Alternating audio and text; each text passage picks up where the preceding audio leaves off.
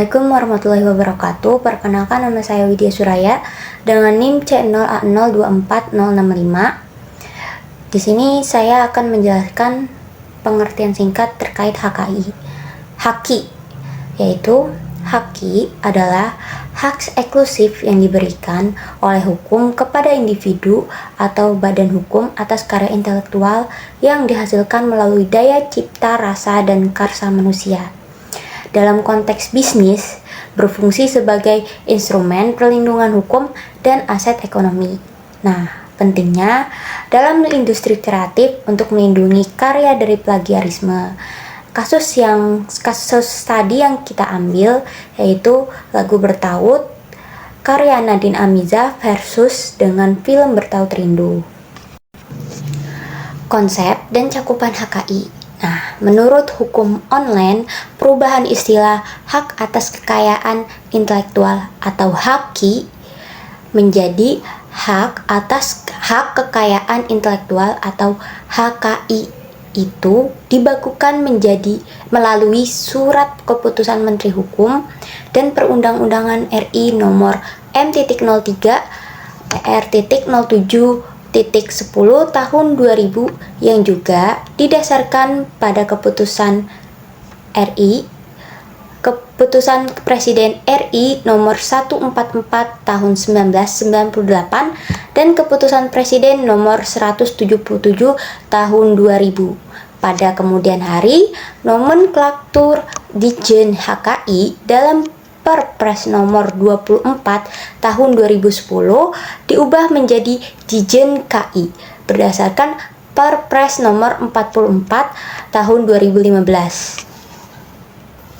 Nah, kekayaan dari olah pikir manusia itu ada teknologi, seni, sastra, dan ilmu.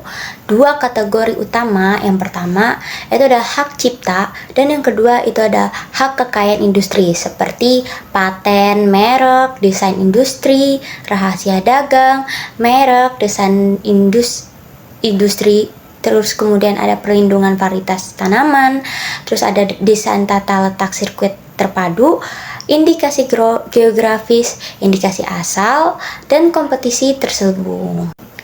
Jenis-jenis HAKI sendiri menurut DJKI itu ada paten, merek, desain industri, hak cipta, rahasia dagang, indikasi geografis, DTLST, kekayaan intelektual komunal, penyidik dan penyelesaian sengketa.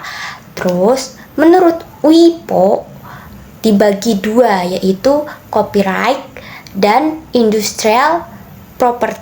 Assalamualaikum warahmatullahi wabarakatuh. Perkenalkan, nama saya Muhammad Ridra Ananda dengan NIM C0A024066.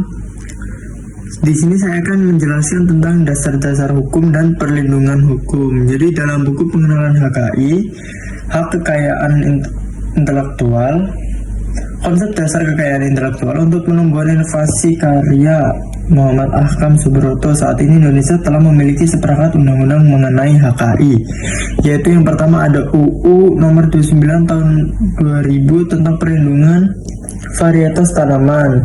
Yang kedua ada UU nomor 30 tahun 2000 tentang rahasia dagang. Yang ketiga ada UU nomor 31 tahun 2000 tentang desain industri. Yang keempat ada UU nomor 32 tahun 2000 tentang desain tata letak sirkuit terpadu. Yang kelima ada UU nomor 14 tahun 2001 tentang paten. Yang keenam ada UU nomor 15 tahun 2001 tentang merek. Nomor 7 itu ada UU nomor 19 tahun 2002 tentang hak cipta.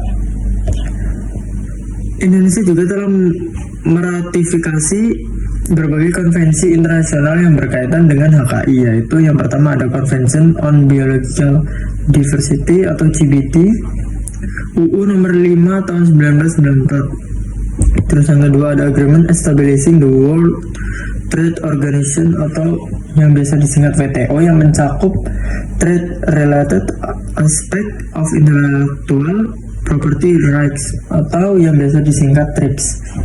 UU nomor 7 tahun 1994. Yang ketiga ada Paris Convention Protection of Industrial Property and Convention Establishing World Intellectual Property Organization atau yang bisa disingkat WIPO.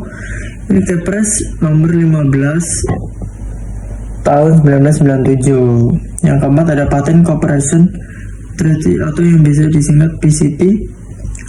Kepres nomor 16 tahun 1997. Yang kelima ada Trademarks Law Treaty Kepres nomor 17 1997. Yang keenam ada Convention Protection of Literary and Artistic Work Kepres nomor 18 tahun 1997. Yang ketujuh ada WIPO Copyright Treaty atau Kepres nomor 19 tahun 1997. Yang ke-8 ada WIPO Performance and Phonograms Treaty atau yang biasa disingkat WPPT Kepres nomor 74 tahun 2004. Sebagai tambahan, saat ini Indonesia juga telah memiliki UU nomor 18 tahun 2002 tentang Sistem Nasional Penelitian, Pengembangan, dan Penerapan Ilmu Pengetahuan dan Teknologi atau yang biasa disingkat Sisnas Litbang Iptek. Di dalam UU tersebut diatur pula mengenai pengelolaan HKI dalam kaitannya dengan Litbang dan penerapan Iptek, termasuk dalam kaitannya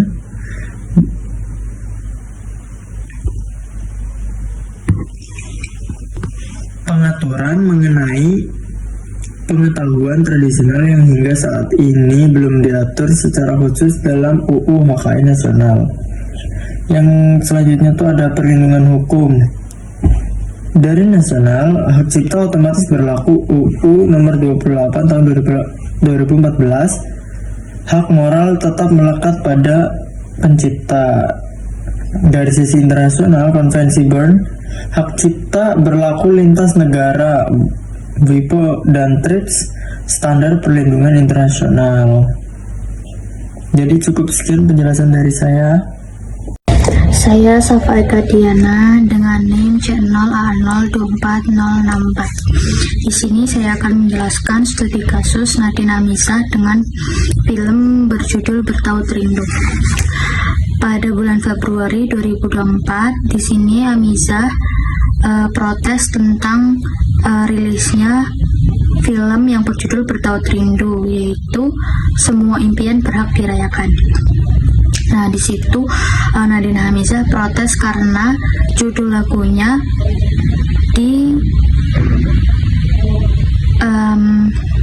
di-upload secara tanpa perizinan Nadine Amisah tersebut. Produsernya sudah berkomunikasi dengan Amisah, tapi Nadine Amisah tetap tidak memberikan izin kepada produsernya tersebut. Lalu tanggal 31 Juli 2025 rilislah film tersebut, tetapi dengan judul dan tagline mirip dengan lirik lagunya, yaitu Bertaut Rindu. Nadine protes, merasa hak moralnya dilanggar meski kata bertaut bersifat umum.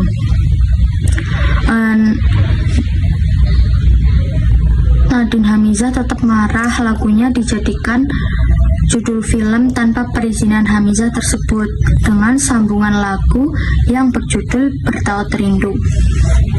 Dari dampak tersebut menyebabkan protes publik, ancaman hukum, etika industri yang perlu dipertanyakan. Di sini juga ada kesimpulan hakim melindungi hak moral dan ekonomi pencipta. Nomor 2, Nadine Amisah menegaskan bahwa pentingnya izin resmi sebelum memakai karya orang lain. Nomor 3, yaitu perlindungan haki bukan hanya karena hukum, tapi juga etika profesional. Di sini saya juga akan menjelaskan saran. Saran itu ada saran yang saya cari yaitu untuk 4, yaitu ada 4, yaitu pencipta, industri kreatif, pemerintah, dan mahasiswa. Di sini pencipta yaitu daftar karya dan perlindungan maksimal. Nomor 2, industri kreatif yaitu wajib izin sebelum menggunakan karya orang lain. Nomor 3, pemerintah itu perlu bersosialisasi dan edukasi HAKI. Nomor 4, mahasiswa. Jadikan kasus ini sebagai pembelajaran etika dan hukum HAKI.